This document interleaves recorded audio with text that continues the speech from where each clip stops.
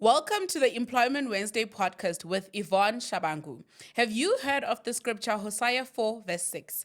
My people perish because of the lack of knowledge. The same applies to your career. When you don't know what to do, when to do it, and how to do it, you are likely to make wrong career choices. But worry not. Employment Wednesdays is here for you to offer you all the answers relating to your career and offer you strategies to develop your career. Enjoy. Hello, everyone. You are welcome to another episode of Employment Wednesdays. And today, I feel like a little child whose dream comes true. It feels like a real full circle moment. I'm seated with an ultimate fave, Sibu Mpanza. We all know him as a creative genius.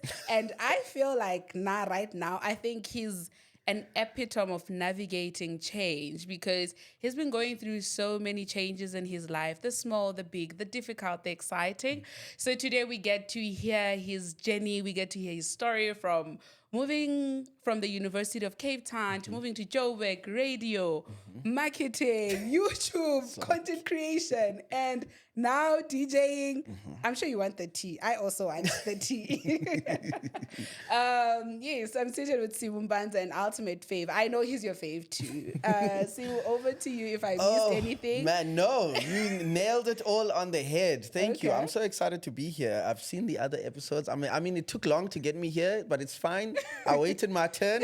I'm happy to be here. Okay, that's really good. I'm also so excited. So, nginama-nerves kancane. Isingisi sizobaleka, but We're good. We're good. So we're gonna go into the icebreaker questions. Sure, ne? sure. What series are you currently watching? Oh, do you know what? I just finished a series called One Day on Netflix. It's like Okay. a romantic drama. It's really good, but man, it was so sad. Almost had me Okay. crying yesterday. But I was with my girl and I was like, I'm a Zulu man. Please. Okay. How long did you watch that? How long did it take? I think it took a couple of sittings, like 2 weekends. Okay. Yeah, and it was done. Yeah. All right. Yeah. Okay. And then movies or music? Movies or that is so unfair, Yvonne. That is so unfair. Movies or music? Yeah, music. Okay. All right. If you're a drink, what drink would you be? Oh, a mojito. Oh, a mojito. It has that kick, but it's still sweet and a little sour. You know, it's nice. But if you drink Mojito. a couple of them, you Okay, will so see are you yourself. that person? I'm It's that like, person, yeah. Sweet, but if you drink more. Exactly. You'll see Okay. things. All right. I love that. And then let's go into the serious stuff Okay. now. As a child, what did you want to be? Oh, wow. As a child, what did I want to be? I'm going to be honest with you. And it's a bit of a weird answer because a lot of people are like, what? They can easily answer that question.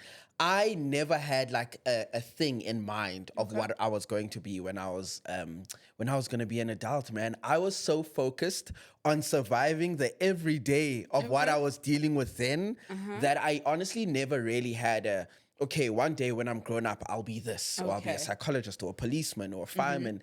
It was never in the back of my head, hey, but I wish I had said YouTuber, but we didn't know that was gonna be there at the we time. don't know. Yeah. Actually, I think also this feels like a full circle moment for me because you're one of the people that made YouTubing normal in South Africa. Became a thing of, I can actually make money from this, you know? Okay, so you didn't have any plans I of really any didn't. career, which is a very unique answer and very interesting. But you still enroll for a university degree. Take us Yes. through that. Why? So it was honestly just the next thing to do. It was one of those things, you know, in life, there's certain things that people just try and tick off. Okay, I went to school, went to varsity, found a job, did this. So it was just the next thing to do. Also, I went to, I don't want to call it like a feeder, it's not really, but a lot of the people at my school, they went to UCT. It was like 5 kilometers away. So you know that once you're done here, that's where you go next. So that's literally all it was. It was that and my mom saying you have to go to varsity. No one in our family has what is it called, a tertiary qualification. And so she really wanted me to be the first. She wanted my older sister to be the first. Older sister dropped out. Then she wanted me. I dropped out Wow. then. My little sister, she did it though. She Okay, finished that the is qualification. so nice. Yes, Shout yeah. out to her. But yeah, it literally like that. That's just what it is. It was just it was a next step, you know? Okay. And so my mom was like, go, please study something that'll make you money. So we applied for like psychology. There was like a law in there, but nothing that I actually wanted to do. Okay. But it was just the next step. And so I enrolled in a psychology degree, didn't finish, but I learned a lot. Varsity is a great place to learn. Yeah. All right. Yeah. So, how long were you in varsity, and what led you to not finishing? Sure. So I was in varsity from 2013 was my first year. So I matriculated 2012. 2013 was my first year. And I left in 2016. So firstly, my marks were not great in high school. So I had to do I don't even know what to call it, but I had to do like a gap. Oh, it's not a bridging year. Yes, that's what it's called. A bridging year where I was put in with a lot of the kids who came from like a disadvantaged schools. So a lot of kids who had never really had a computer lab. So they didn't know how to use Excel or things like that.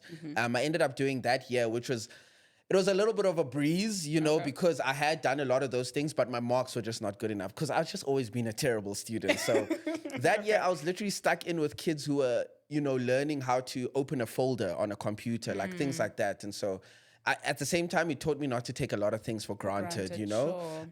So yeah, 2013, first year, bridging year. 2014 was then going to become my first actual year at varsity. And then I was excluded in that first semester. I was excluded because I was financially excluded, which basically meant I couldn't pay the fees. So the UCT said, sorry, you can't come back, go home. I was literally on campus, when I was told to go back home. On campus, had all my luggage, got to res, ready to sign in. They said, we don't have a room for you because you didn't finish paying your fees. So literally went back home, had to sit and wait until the halfway through that year when my mom was finally able to pay off the fees, and then only then did I go back to varsity. So that was 2014. 2015, I was still at varsity. 2016, my YouTube channel that I'd started about 2 years prior was slowly starting to really grow. Okay. And that's when I decided, you know what? I'm going to move to the city of gold. I'm going to try my hand at this thing. But my initial idea was not just to move and be a YouTuber. I wanted to move, and I figured maybe I'd work at like an agency or something, editing video, because that's what I learned to do from making YouTube videos. I'd learned how to edit. So I was like, I'm going to go there. I'm going to find some company that's looking for a video editor. While I'm doing that, I'm going to try and become this YouTuber. So yeah, 2016, I dropped out. And honestly, it was just because there was nothing else for me, School wasn't going well. I was really, really struggling. I was failing courses. I was bunking classes. I wasn't a good student. You were not cut for it. I was not cut for it. I simply wasn't. One of the things that I really love about you as a person is how you have constantly been authentic about the fact that you haven't been a great student. And it's not a very common thing in society because, it's like we have to be forced to become these great academics and all of that. But you have said, you know what, guys, I'm not a good student, but also I'm not just going to sit at home and do nothing. I understand that I am creative, so I am going to try and do other things. And I really commend you for that because it's not every person that can openly say, you know what, guys, I know that this is glitz and glam. Everybody wants a degree, but I don't want this because it doesn't work for me because I'm not that person. I really commend you for that. Thank you. And so there's a part, like from one of your videos I watched, there's a part where the first time you get financially excluded, right? I think it was also during Fees Must Fall. Correct. Yeah. And then you get excluded, right? But you don't just sit at home. I think you went and applied for a job at Old Mutual. Yes. So my older sister at the time was working at Old Mutual, and she told, firstly, she was working there, but I was at home, Okay. When I was excluded, I just stayed home. I used to wake up in the morning, drive my siblings to school, drive back home, wait for them to finish school, go back, fetch them, come home and sleep. That's what I was doing for like a month. And then my mom and my sister could tell I was very depressed. Also, all your friends are like, Sibu, where are you? Like, we're on campus. Sure. And I'm like, hey, guys, unfortunately, I couldn't come back like the rest of you. And so there was a point where my mom was saying, hey, listen, like maybe you should go look for something just until we can get you back into school.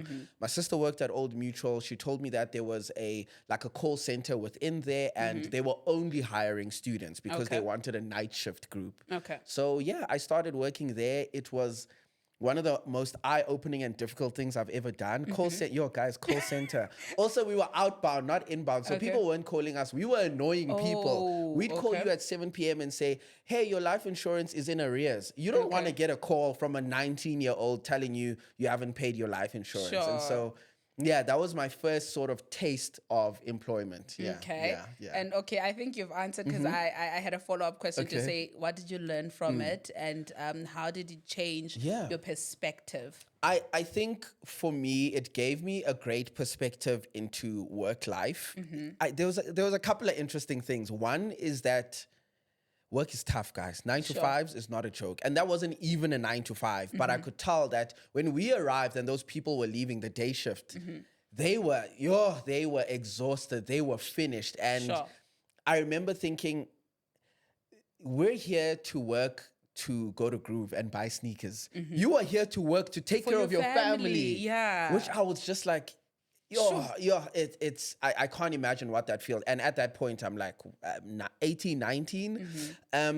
Something else it taught me, I remember somebody got in trouble there because we had, this work jargon is so difficult for me. We had targets that we had to meet. And you had to call a certain number of people within the 3 or 4 hours that we were working. And we were getting pushed so much that one of the ladies that was working there, that was a student also, she was pushing calls so much that she messed up with people's money, right? And it just made me realize that there are leaders that will push you so much so that you end up making mistakes because you're trying to reach, because everybody has a boss pushing them and you're trying to do this thing. And she ended up getting fired. And I was like, she was just trying so hard to meet your expectations that certain things happened and they didn't happen well. And so I also learned that it's a cutthroat place. Like you don't, guys, work officers. I was scared. And by the time I ended up going back to varsity in that second half of the year, I also learned that I'm not one of those people who can work and study. Sure. So they told me, no, it's fine. Everybody's an actual student here. So they're all working and studying. I wasn't working and studying in that half because I was financially excluded. So now I was getting a taste of what everybody else had been dealing with. So going to school, studying, coming in the evening, working. And I was like, how?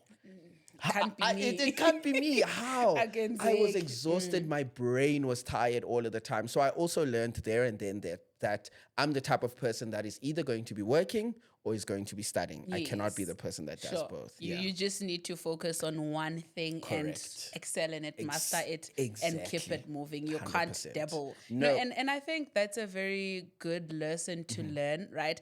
And also being able to acknowledge that, because many times we tend to force things out because you see somebody else is doing it. You just like, let me rather do it. And you can see that something is suffering, but you'll just continue. So it's a good thing that you were like, you know what, this doesn't work for me. Yeah.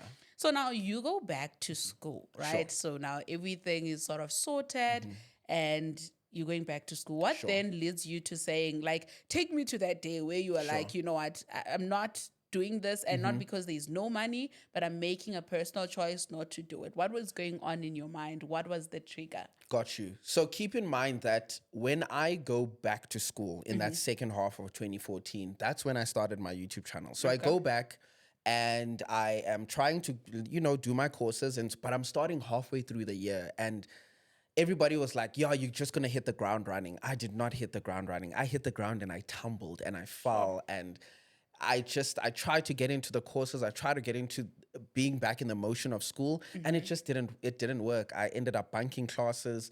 I remember there was one course I went for the first lecture. I never went back again because I also felt so small. I felt like I'm not as smart as everybody else. How is it that this person next to me can understand what this lecturer is explaining, and I have no clue? Like, why does my brain not work the same as everybody else's?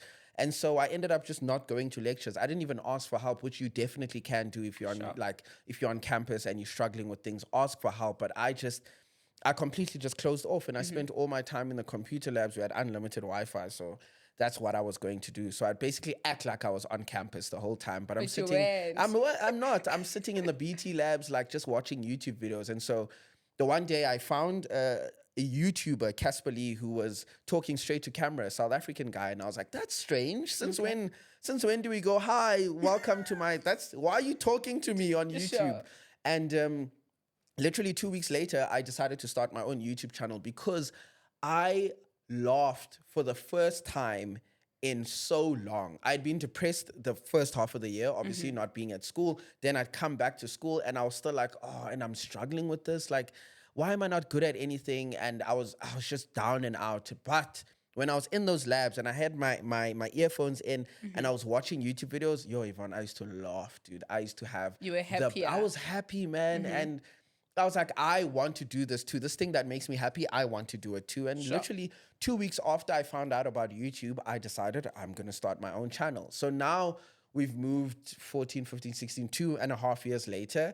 I was still doing the same thing. I was barely scraping through my courses. I had found some that I enjoyed, like my gender courses and my social work courses. So there were a couple of things that I was passing. So you could see that I was getting to third year and fourth year, but it was not finishing exactly, you know? score. Exactly.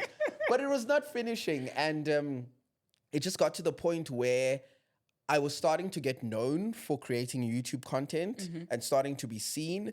And I realized that I also could not keep up with making, pardon me, consistent YouTube content and writing essays for my courses. Okay. And I just said, it's not going to work. I have to choose one, and I'm choosing the one that I feel like I'm good at and the one that I get like, I don't want to simplify it and just say like praise for, but I felt like I had something, you know, Yes, something it that's validated you. Sure. exactly that validated me. And so I think that was the point where at that time we had a competition called Break the Net. They were looking for the next big social media star, and I made it into the top 3. They flew the top 3 up to Joburg, and I said, don't book my flight back, it's fine, I'm gonna stay here. I promise you. Wow. I packed my bag, I arrived at Santon Station, did not know what that was back then. I arrived there with my bags and I just stayed. I told my friend, can I stay on your couch? Did a bit of couch surfing until I could find my own apartment. And yeah, honestly, that's literally was the reason. I decided that's where I'm valued. That's where I feel valued by people, by myself also. And so that's what I'm going to do. It wasn't even that difficult of a decision. The difficult part was explaining to my mom that Yeah, because I want can to go. imagine, you know how parents are, Yep. especially with us, most Black people, education is a validation. 100%. And now it almost felt like you've probably taken something away from her. Yeah. And how did you deliver the news to her to say, I'm not going back to school? It was January. So I didn't tell her firstly that I didn't write my exams the year prior. So exam season is what, October, November? That's around the time I moved. I didn't study. I didn't write. I just left. So which means I varsity. can trust you with my business but- and my team. Because how do you keep such a secret? I bounced. I didn't call UCT to say, hey, can I get a leave of absence? I just left. I didn't go back. Okay. And so now I leave in November. December, I couch surf. January, I couch surf. And then I decide I need to actually tell my mom that I've moved. I'm not just here on like holiday. So I go back home and I'm like, hey, mom, so I'm thinking of moving to Joburg. Keep in mind, all my things are already in Joburg. It's late. I tell her, mom, so I'm thinking of moving to Joburg. Like, you know, I didn't even have to really explain to her about the not enjoying school. She could see it on my face that school wasn't the one. Also, I'd been begging to drop out for ages, not just to drop out and do YouTube, but maybe go to a different school. I applied at a place called the Waterfront Theatre School, which was a theatre school. I got accepted there. So I'd been wanting to move to do a different discipline, not necessarily just to leave school. So by the time I told her that, mom, I want to get out, she was like, I mean, you've been trying to leave for such a long time. She was like, I understand, Mdanam, always know that you have a home here. Unfortunately, I can't help you with anything. I don't make the kind of money where I can send you money or get you an apartment or whatever. But you know that this house, you still have a room here. You can come back. And if you need anything, please don't struggle there and like sleep in the street or whatever. Come home. If things get hot, come home. And that was literally it. Hey? She said, go do what you need to do. But if the day comes that you feel like it's not working for you, there's always Cape Town to come back home to. And I think that is such a blessing you had, you know, at that time, because it's not every parent or every environment that allows a person to say, you know what, you've made such a big compromise or what may be seen as a mistake in society, but you can always come back. This is home. And I think that's a very beautiful thing to have, you know. So now I'll say unfortunate or fortunate because society deems dropping out Yes, as unfortunate. is unfortunate. But because you have vocally and authentically said, guys, sometimes I suffer well to be Yeah. a student, but I sit down and think hard. I'm like, no, but I learn on the job. I can do all the things that the lectures are going to give you in theory, and I can do it on the job, right? Yeah. So how did dropping out actually shape the individual that you are right now? I think it gave me a lesson on risk taking. Okay. So now I've moved to Joburg, right? And it is January 2017. I moved December 2016. It's January 2017. I'm now thinking, okay, time to stop relaxing. Now I've had a bit of a holiday. Time to make a CV and start looking for work. As I was still getting my CV together, I get a message from one of the big banks in South Africa, and they want to have me on one of their marketing campaigns. Sure. And I mean, that was my first job. And ever since then, I never really had to look for a job. But that made me realize that I made the right decision. There will always be time for me to go back to school. It might not be UCT or whatever, but there's always a way for me. There are 30-year-olds, 50-year-olds, 60-year-olds who are at school. So I can always go back. But I needed to drop out exactly when I dropped out. It was such and not to give myself props like I planned it. I didn't. It just happened to be when I dropped out. But the timing was immaculate that I dropped out in December. In January, they were looking for influencers. And they even said, Sibu, we need you as one of the Cape Town influencers. I said, did you not see that I've actually left? So that opportunity was looking for me still while I was in Cape Town, you know? So I think it definitely taught me that risks are meant to be taken, which is strange that I'm saying that to you right now, because now 7-8 years later, I'm horrible at taking risks. I'm so anxious about it. But back then, it really taught me that risks are meant to be taken, and it's the only way that you're going to know if you're going to be successful or not is by taking the risks, which is something I need to relearn like now. Yeah. Yeah. You know, I love that. Your response is very eye opening, right? There's a book that I'm currently reading. It's called Blessed in the Mess, right? And the fact that you say the timing was immaculate, I always believe that our lives, the bad and the good, are divinely orchestrated, right? Because if you think about it, had you not dropped out, you were not going to be in Joburg just in time for that campaign. And probably you wouldn't have explored your creative abilities as you have right now.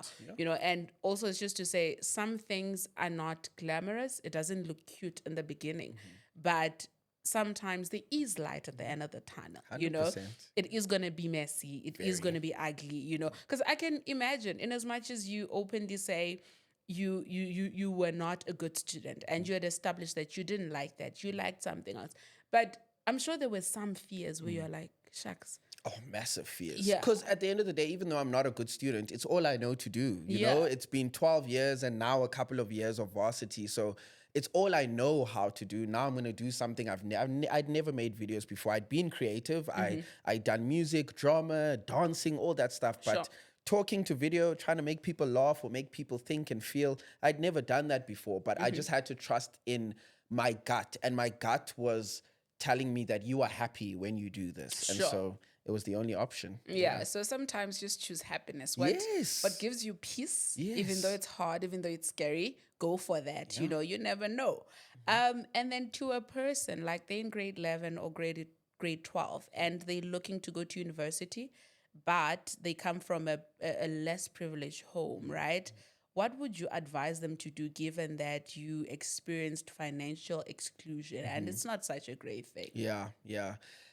Man, it's incredibly difficult. Coming from like, I mean, I don't want to act like I came from the most disadvantaged household. You know, we did okay. We were in very close. I mean, I grew up in Mitchell's Plain, so we're very in close proximity to people of different classes, and it was very difficult watching people that I had grown up with not be able to do the same things that I was able to do, or to go to the same schools that I was able to go to. And I can imagine it can be very difficult and daunting to think, how am I going to get a tertiary education? But if there's one thing my mom taught me very early on, and I was talking to my sister about this last night, we were just thinking about her, is that you must go and try. You must Sure. go do, you must go try, you must go ask. When I got excluded, my mom went to every single bursary opportunity thing. There was one for Muslim students, and my mom applied. I was like, Mom, so what are you doing?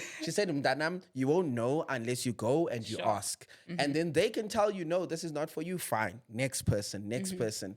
So I think a big part of me is just like, don't give up. Try your hardest. Look everywhere. Look under every nook and cranny. Finding good people who are able to help you to find those bursaries or those scholarships. I know they're not easy. I've never gotten one a day in my life. I know how difficult they can be. But for someone who's trying to get into varsity, who's thinking about that, number one thing more than anything are your marks. I love that you said grade 11 because that's when they matter a lot. So Sure. number one reason is your marks, because when you go ask, you don't want them to be able to have things to pick at, to Sure. say, yeah, but your marks here, your finals here. You sort out your marks because that's what you can do, right? As Sure. a student. Then from then on, you can leave all the other things up to whatever faith you have Sure. in terms of going and looking for scholarships and bursaries or asking people who are able to fund you. Yeah. Okay, love that. Yeah. And with that being said, I think university applications are currently open right Yes. now. So you should apply as much as you need to. And I would like to highly emphasize, don't just rely on NSFAS. Yes. Because there is an influx there and you will get disappointed. I'm not saying don't apply for it, but apply for it. Banks have bursaries. Yes. Different bursaries, just focus on getting your marks good and then also apply for different bursaries. Use Google. Google is your friend. It is your friend. Go to YouTube. You know what I love also about how YouTube and content creation has evolved? Some people actually dedicate their content to specifically teaching you how to apply for Yes. stuff, where to find stuff. So utilize what you're exposed to. Yeah. So just to move away from career and school and stuff, right? So many changes have taken place in your life, right? You have a puppy now. I do. YouTubing, new relationships, and sadly losing your mom. And like these are the small in between, these big changes in between. How have you managed to navigate that change? Because I feel like at least the past 3 years of your life have been such a roller coaster. They have.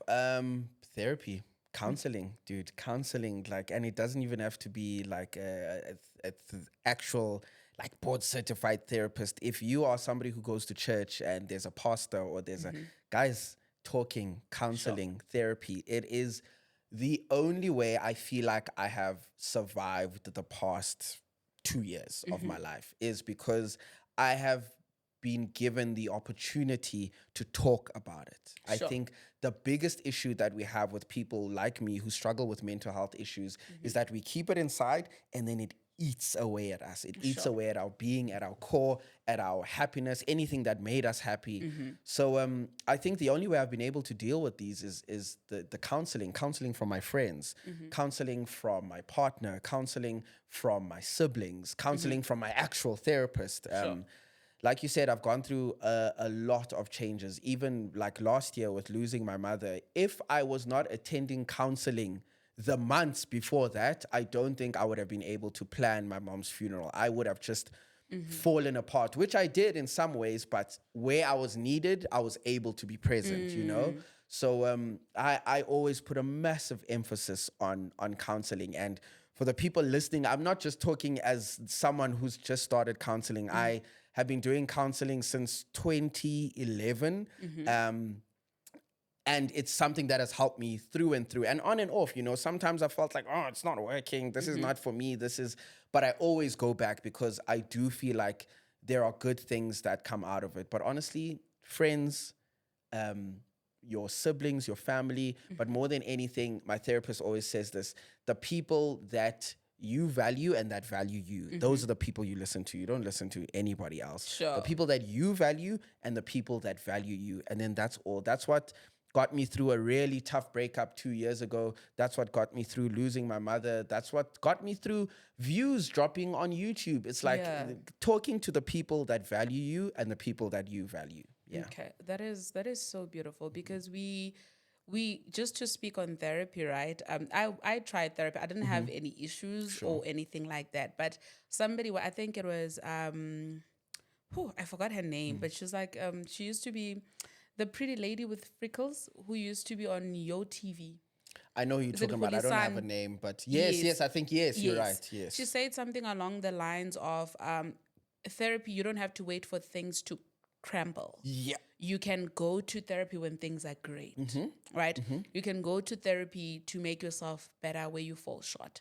And I've tried therapy. I do go sometimes, right? And I realize that also when you go to therapy when there's nothing massive or wrong happening in your life, it sort of prepares you how to handle things that come in, like you said. Yep.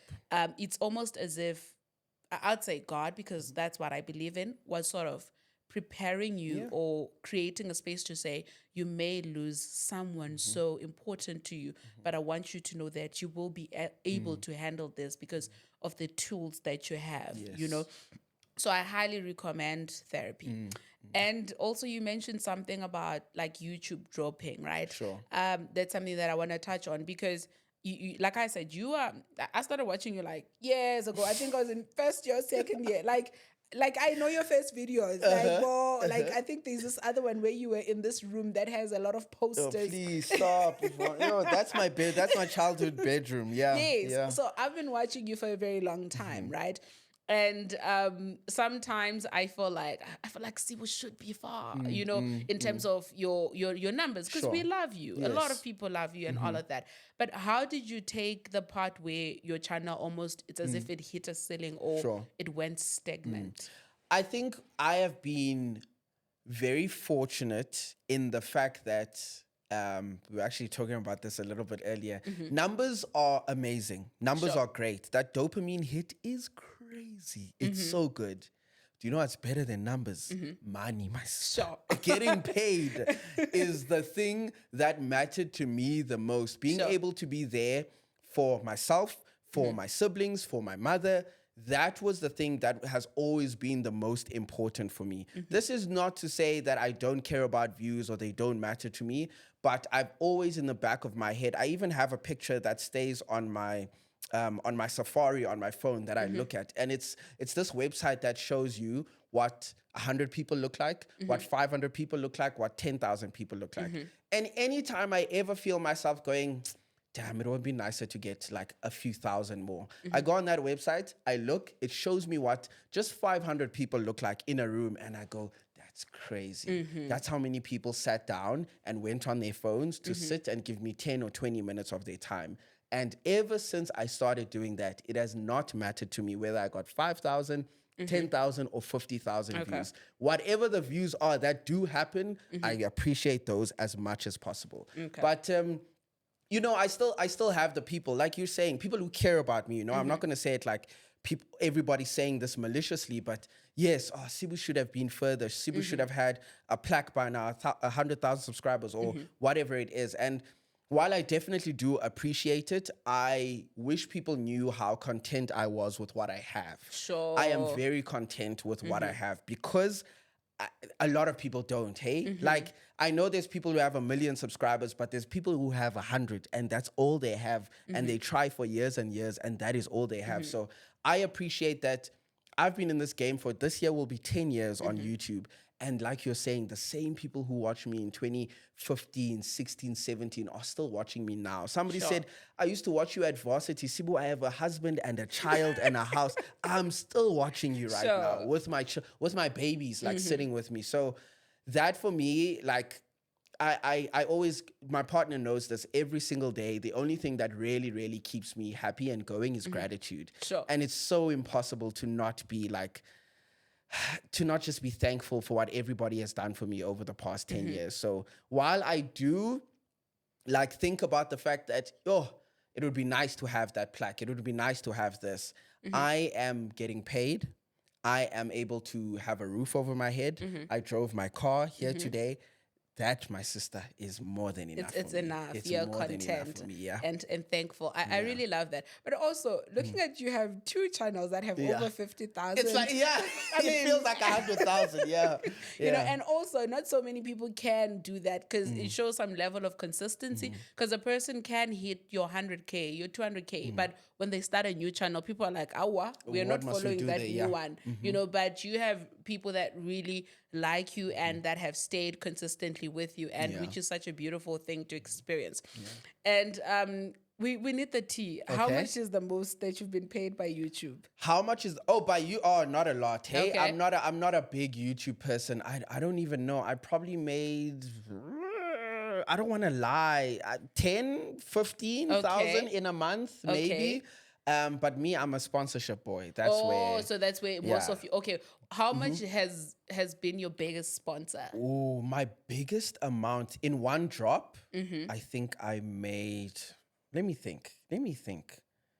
The biggest amount I made from one campaign was probably 180. I think. 180K? Yeah, 150, 180. I can't remember exactly. Okay. So do Yeah. you get it like at once? Bah, So that one was about 2 months. So it would have been, I mean, they're all different. Some brands give you 25, then 25, then 50. But I think that was like a 50-50 thing. Okay. So yeah, man, it's an on and off job. Like some months won't be as great as the others, but when things are good, They're good. things are good.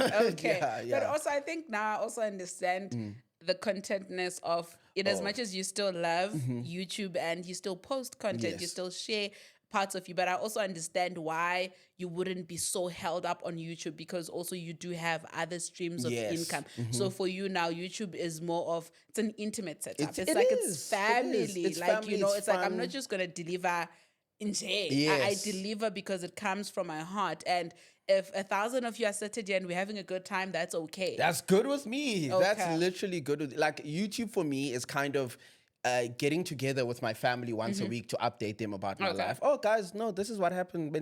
I was doing this. I went shopping.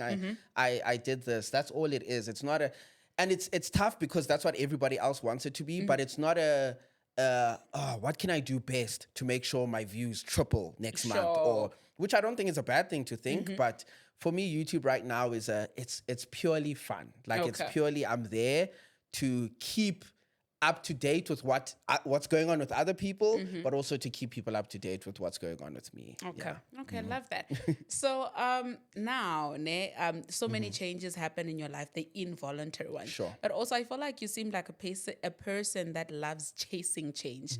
We are afraid of change. We're like, I'd rather be here. I'd rather be comfortable. But you chase change. Like for instance, you going into DJing. Like I couldn't have from the first time I watched you, if somebody said Sibu is gonna be a DJ, I was gonna be like, are you At mad? 30, he's gonna decide to be a DJ. You Yeah. know, I was gonna be like, nah, there's no, and not because you're incapable, but it's like it's something that you don't see coming. It's random. Yeah. You I know, get it's you. because like a person, we watch you evolve and all of that. We're thinking, okay, radio presenting, okay, we're gonna see him on TV. Sure. Okay, his YouTube is gonna grow, and then now you're just like, oh no, you don't know all my skills. I'm gonna be Here's a what's DJ. next. Yeah. Tell me, how did you go into that transition? So I've always wanted to be a DJ. Always. I downloaded virtual DJ. I remember in varsity. Instead of studying, once again, I was there on my laptop, mixing Swedish house mafia, and I think there's a lot of people who want to be DJs. They'll just never ever say it out loud. So it's a secret desire. It's like a secret for a lot of people. I know there are some of you watching or listening to this going, yeah, I mean, that is kind of me. I've always thought, what would it be like?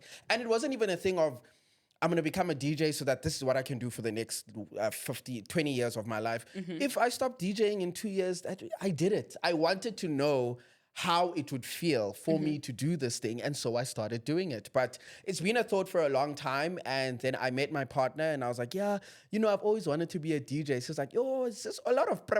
Where's the DJing? Ooh, It's I a lot love of your talking. partner. Where's the DJ? That's a number one thing. There's a lot of talking here. You're always talking my ears off about things you want to do. Show me you actually doing Yes. them. And so, yeah, I bought a little thing to DJ on, a deck. And I started and I taught myself. And What? it was horrible. The things she had to listen to in my apartment in that first little while. I don't know how she's still here today, but yeah, it was just, it kind of like YouTube, something I wanted to do and something I decided to do, because I did not want to be 40, 50 and think, yo, guys, imagine my kid one day becomes a DJ and I'm like, Yazi, this is something I'd always wanted to. Nah, guys, you must say I did it, and then I did it. And it didn't work out. Or it worked out, because it might just work out. Exactly. You So know? my thought process has always been that guys, regret.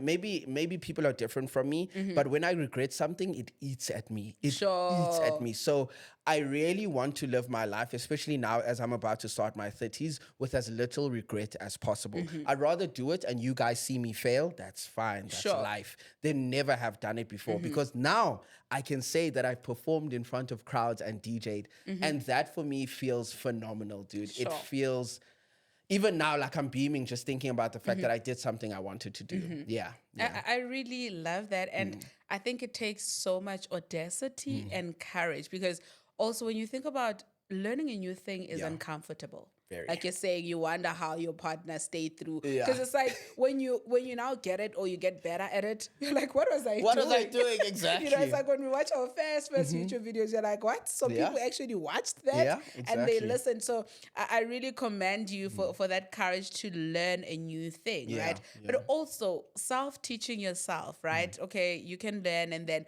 people around you will tell you you're great, right? Given that obviously sometimes they tell us we're great even if we're not, just to support us, not to hurt us, right? So then now, when do you decide to now go into the world and be like, now you're going to pay me for this? Where did the confidence come from to say, now we can put this on my on my services? CV, Yes. My YouTube community, man. I live and breathe through those people. Like they... that's where the confidence came from. The confidence came from my friends, obviously, from my partner, but also my community saying, Sibu, you are actually good at this, or there is something there. A lot of people told me there's lots to work on, which I was happy to hear, but they were like, there's lots to work on, but clearly there's something, you know? But also to say that my first ever tattoo, I have whole tattoos. My first ever tattoo is music notes on my wrist that I got on my 18th birthday. That is because I had always loved music. I was always a musician in high school. And so I got this tattoo because I knew that I was going to go to varsity, and I knew there was no music anymore. You know, I wouldn't be playing the drums. I wouldn't be performing with orchestras anymore. And so I got this tattoo to remind myself to go back to the music one day, no matter when it is, but the tattoo's always going to remind me. If I don't do it, I'm going to look at it and go, I had told myself. So it's like a little reminder. And finally, so I would have gotten this. My birthday's on the 13th of December. So I would have turned 8. My mom told me you can only get a tattoo once you're 18. The day after my 18th birthday, you were like, that's where I'm going. I went to the tattoo parlor. So on the 14th of December, 2012, I got this tattoo. And now finally, like, years later, I did it. But the point was, I always told myself, I'm going to go back. I didn't know it was going to be via DJing at all. That was never really that thought. But I'm glad I finally actually did it. Yeah. Okay. No, that's good. So how was your first performance Oh, where you were paid? My girlfriend tells you it was great, but it was... You know what it was? It was uncomfortable. Sure. It was incredibly uncomfortable. Rightfully so. Exactly. I think I stopped the music at a certain point. So when the last DJ plays, you're supposed to mix with their song, Moss. I think I switched off their song by mistake. Then I was like, you know what? It's fine. I played my song. I played it. My one USB didn't work, but I brought a fourth USB, so I had another one. Even then, when I started playing my songs, I mixed into the second song. The second song, I stopped it halfway by mistake. I pressed the wrong button. Had to keep going. And that's what I did for an hour. It was painful. It was so uncomfortable, but I just kept going. And I'm so proud of myself because it gave me so much of what I'm using now this year. So it was December last year, right? It gave me so much of what I'm using this year to keep myself going. Whenever I find myself in an uncomfortable situation, I think of growth all the time. I just go, this year, 2024, is the year of being uncomfortable. If you were able to stand on a stage and play music, your first time DJing in front of people, you can be uncomfortable in other situations. You'll be fine. If you're fine there, you'll be fine in other things. And so it was a nightmare. It was an absolute... Everybody else was like, oh, see, but that was nice. We enjoyed it. Keep going. Oh, wow, that was your first performance. Congrats. In my head, I'm thinking, I want to go home, guys. I told my girlfriend, because I was obviously first, because I'm new. and the whole party still had to happen. I was like, can we please go home? Can we? She's like, no, let's enjoy ourselves. Let's listen to Yes. other people. Let's. Sure. And after I got over myself a little bit, after like an hour or two, then I really started enjoying myself. But it really taught me that I'm not gonna die, man. I'll be fine. Ooh, Like, love and that. it's something that my mom taught me very, very early on. I remember even my first drum recital.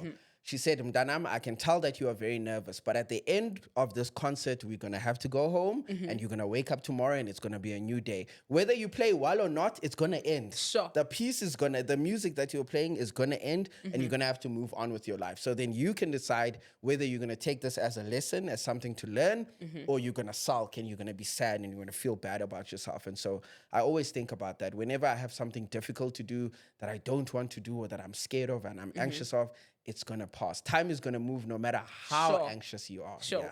Yeah. The good, the bad, it always passes. It has to. Yeah. It has Every to. moment in our lives passes. It's just that sometimes when something uncomfortable is happening, it feels longer. It does feel longer, You're hey? like, Yo, it you feels turn and longer. toss and you're like, it's still 2 a.m. you But know? I heard something last week where someone said, and I've been repeating it so much, almost like it's my own. The days are long, but the years are so short, Yes. dude. Yo, the Very days are short. long, The but years are short. Yeah, That's yeah. true. You know, just looking at your career and looking at you moving around spaces and navigating spaces, I'm taken to something that I've been told by one of my mentors. God will always leave you signals. They are always there. You can run and run from purpose, but you'll always land back. Yeah. When you think about it, you've mentioned how you've always done music. It's always there. always I feel like we're never sent to places that we are completely shocked about. You know, it's almost as if we are always given a precedent of our life, but because we're so afraid, we want to follow social standards. We put away that, you know, they used to call it scope. I feel like we always have a scope of our life, but we won't use it because we want our lives to look like everybody else's. but the 100%. scope that we've been given. Because when you think about it, I can sit here and be shocked. If you had told me everything you've told me before, I wouldn't be shocked that you're a DJ because I'm like, oh, the notes have always been there, the dots. It's like, and I love how your life, all the good, the bad, has turned out because it's like, it's almost as if you've been connecting the dots. Yes. And they like coming in together, you know? Because when you think about it, you've always loved music, right?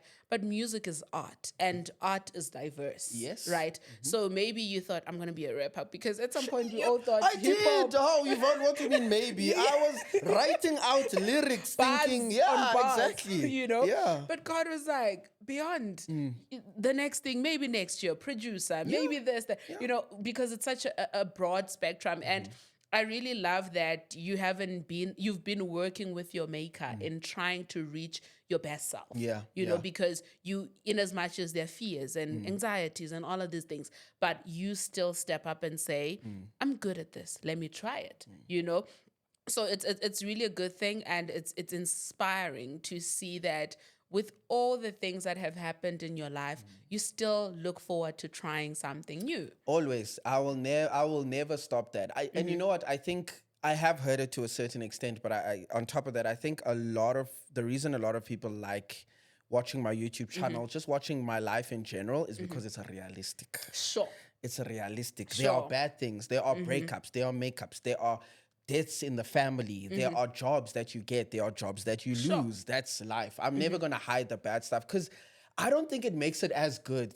Guys, when people saw how bad the situation was with my car, that it kept stopping in the middle of the road. When I got the nice car, We were all so everybody was happy. happy because Oh you my understand. God. But We were imagine I happy. just showed up one day and I went, hey guys, this is my car. You guys I've got would a have been like, Bentley. We're going to. you guys You would are be like, lying. exactly. You guys would have also been like, oh, that's nice. That's cool. You got a car. But Yes. no, when I said I got a car, everybody said, yes, finally. Because you Sure. understood. That's Sure. why I always say, bring the bad stuff. It makes the good stuff sweeter. Yeah. Yeah. You know, I was listening to a video on Instagram. It was a reel.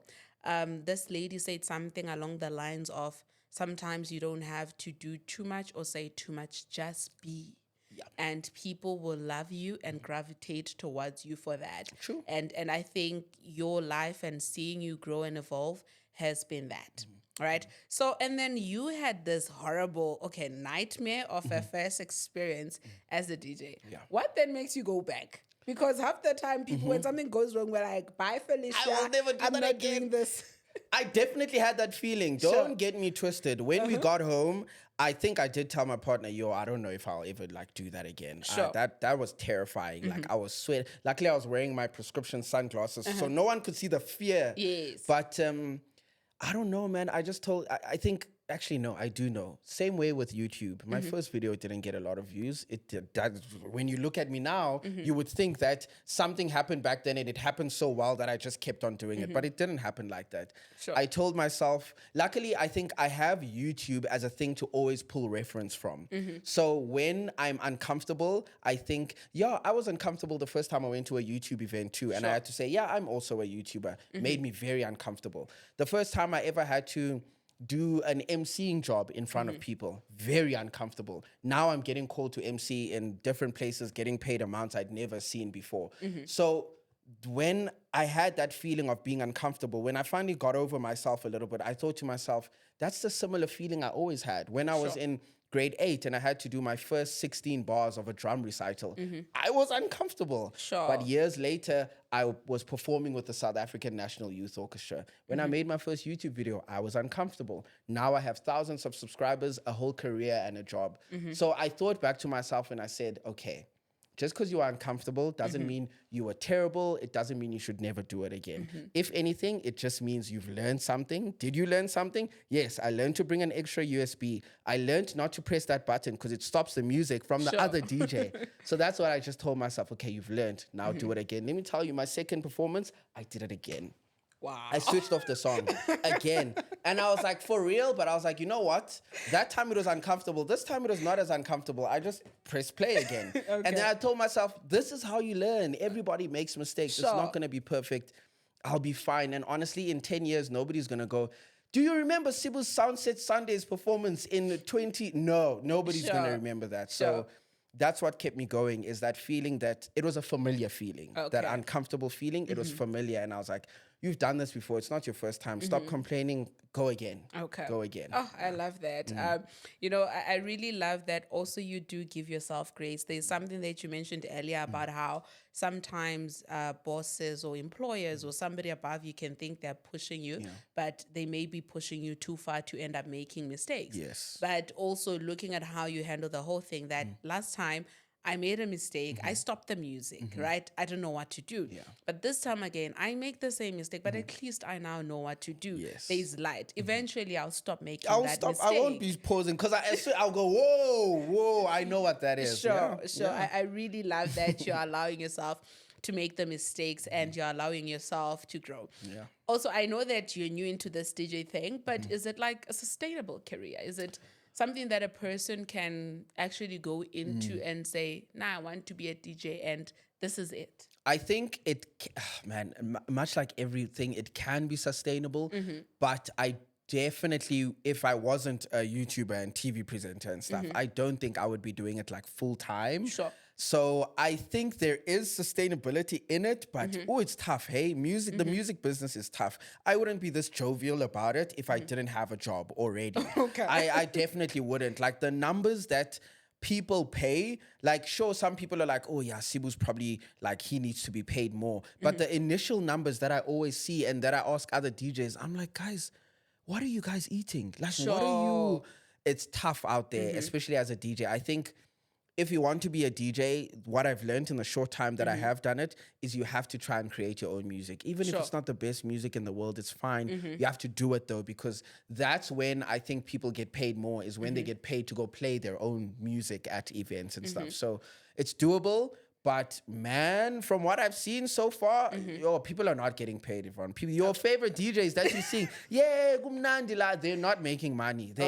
That's why they have to have they're always complaining, why do I have to be a social media person also? Why do I have to make video content of my DJ sets? It's because that's the way the world is now. The biggest DJs are the biggest DJs on social media and who are the most visible. So, kunzima. Okay. Yeah. So, let's speak literal numbers. Sure. What's the minimum you've been paid and most you've been paid? In terms of DJing or YouTube? DJing. No, not DJ, YouTube. DJing, I haven't been paid much, dude. I think for the hour, 3.5. Okay. And the least is like nothing. I just offered to Okay. go and DJ. I feel like that's decent for a person that has so much things happening, like yeah. your other jobs, you know. For me, it's fine. Yes, you yes. know. And I think also people may think, oh my God, Sibu has been moving around a lot. But what I love about, I don't want to call it hustle, like, because I know it's not hustle, but I'll use the word hustle. Sure. You hustling around and all of that, it gives you the freedom and the liberty to sort of carefully try out new things. It does. Because now you're able to say, I want to learn this thing. I want to be a master at this. I'm willing to do it for free because I've got a stream of income, right? And therefore, you're able to learn properly. You have no pressures. You are not competing with anyone and all of that. If I don't get a gig for a month, it's okay, fine, yeah. You know, because it doesn't like sort of pay your rent, you know? Correct. But also I can imagine the stress of a person that is just straight out of university or that is just saying, I'm a DJ. You know, I can imagine. And already looking at you, you already have a name for yourself. And imagine still being having to accept 3.5. So imagine a person that does not have a name, that has no marketing, has no People are nothing. getting paid 250 to be there for 3 hours. Imagine that is wild, and it does look difficult. You know, my stress is always. There's so many buttons. There's a lot of buttons. If I was And then there's to try drunk people around you. Can I please? They're greeting you while you're supposed to be me. It's tough, yeah. But I agree with that.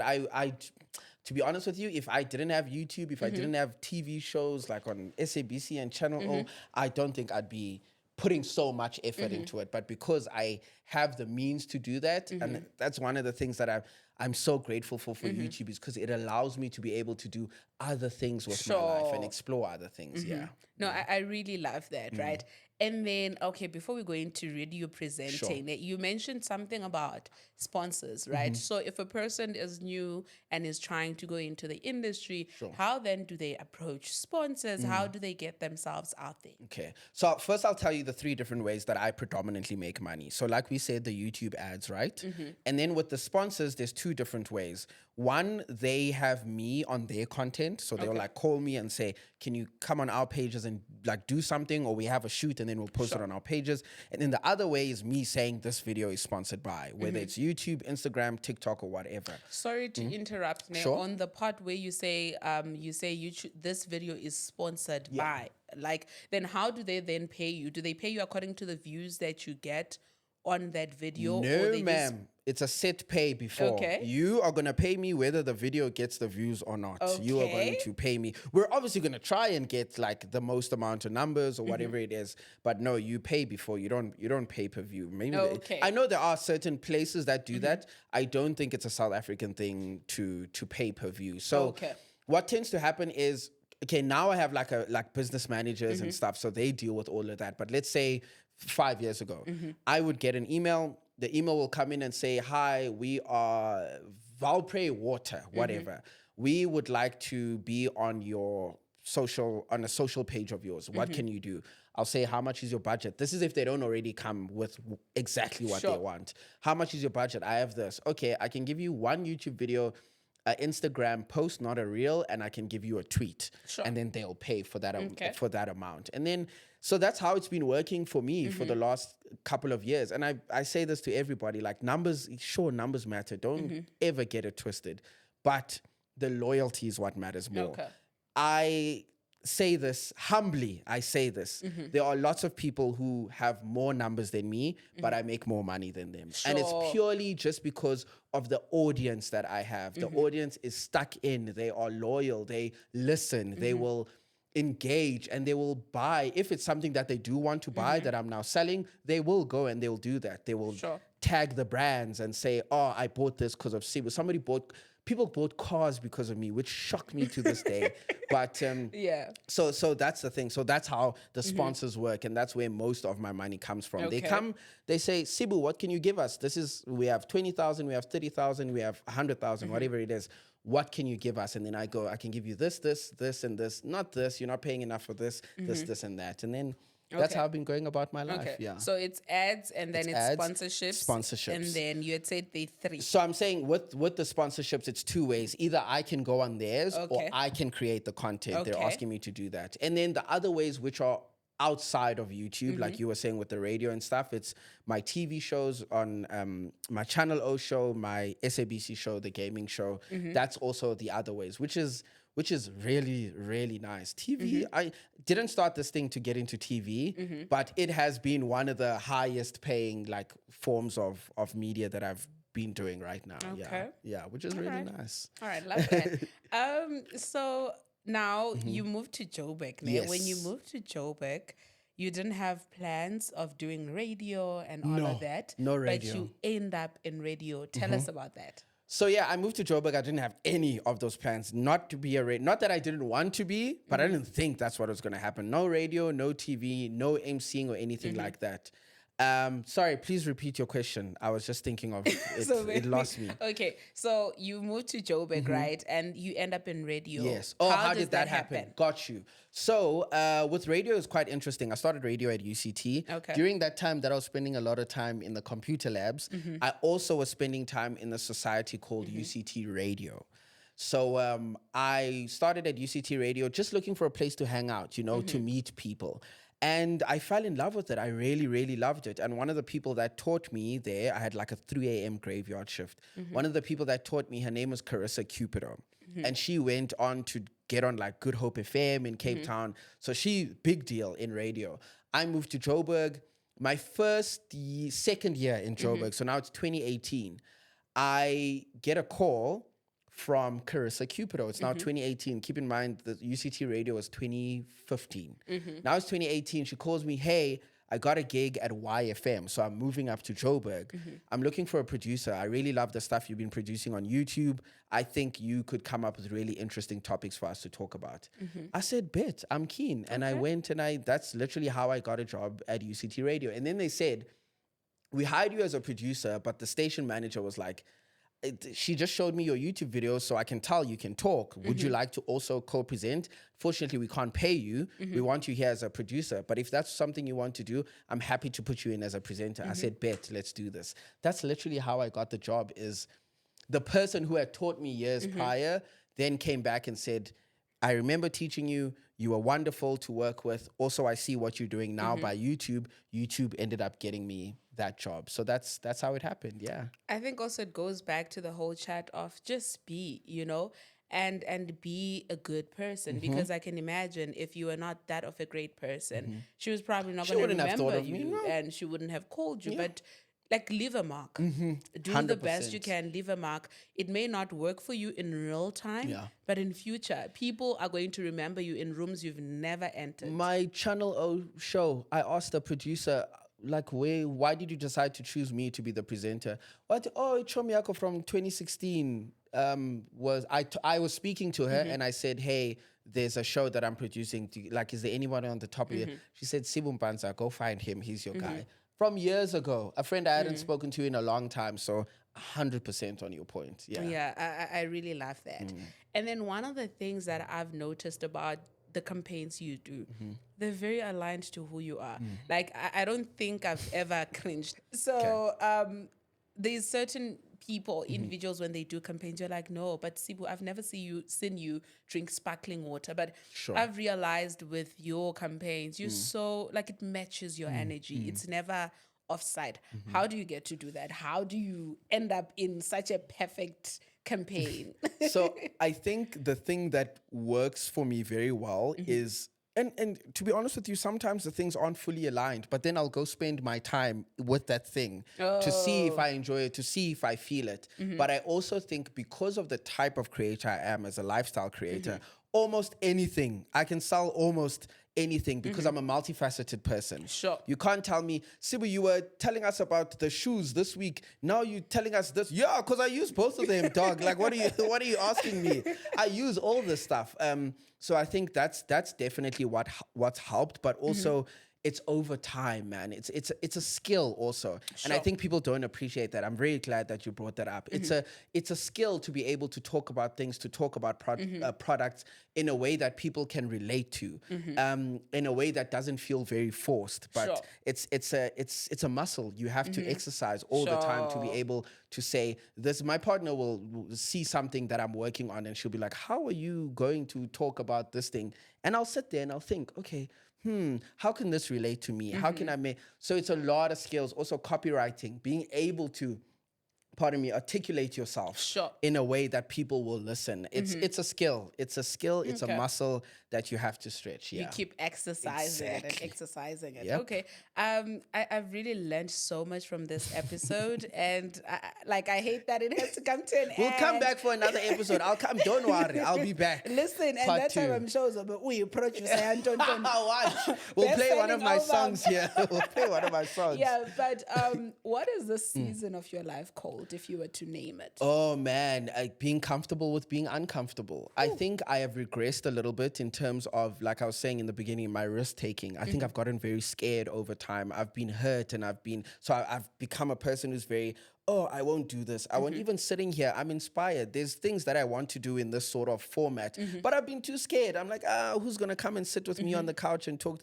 But that's the season. It's being comfortable with being uncomfortable. If anything makes me feel a little uncomfortable, I don't run away. I go, why? Sure. Why is that making you feel uncomfortable?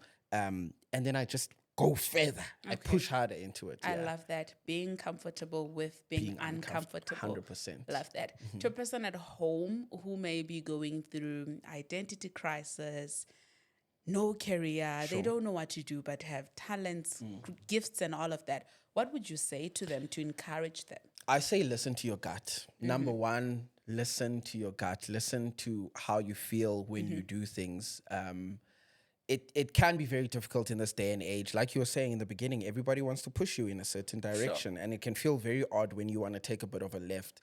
But I say listen to your gut. Listen to what makes you beam. Also, your friends, your family, the people that value you, they will know. They will know what makes you, what makes your heart sing. So I always, my whole life has been listening to my heart, listening to my gut and what I want to do. And so that's always my advice to everybody is do what makes you happy. Do what makes you thrive. Because if you do things that don't make you thrive, it might be fine now. In 2 or 3 years, that stuff, it catches up with you. So do what you love. Find what you love and try your best to do that. I know it's not easy what I'm saying. You know, it's not cut and dry. Sure. But try your best to do what you love. Yeah. Okay. And in closing, what has been the best part of the different career paths you've taken? Oh, that is such a good question. I think my TV show with my best friend. I think I am so fortunate to have a show with OK Wasabi. Not many people get to say, I have a TV show with my friend. Like we get to sit there and throw jokes on SABC3. Inside like, jokes right? and- On TV for millions of people to watch. So that, I think that is definitely one of my top 3 highlights of my career is having, we're about to shoot a season 4 now, which is unreal to me. And together, and the fact that we've managed to grow together for this long. So definitely a massive career highlight is having a TV show, getting to talk about video games, the PlayStation on TV with my best friend. Definitely, yeah. I love that. And it even makes you so happy. I can tell does. from the way you're beaming with joy. Anyway, thank you so much for honoring my invite. And I think meeting you came at a very perfect time, you know, because the day I actually said hi to you at the gym, I've been thinking about you as my guest, right? But I didn't think it was possible, right? So when I bumped into you at the gym and I was like, I don't know if you remember, I was so scared. I was like, hi. And You I wanted left. to- I was like, we're still talking, dude. you know, and then you tried to bring me back in conversation and I was like, okay, there's a comfort space there. Let me approach him. Yeah. You know, and I was just crossing my fingers. And when I got the yes, I felt like a little girl. I was so excited. It was a full circle moment for me. glad, Thank you so much. Absolute pleasure. Please Thank bring me you. back. I will be Definitely, back. definitely. To everybody at home, I hope you learned something. This was fun. I enjoyed it. Do not forget to like, subscribe, share, and comment. And happy Employment Wednesdays. See you soon.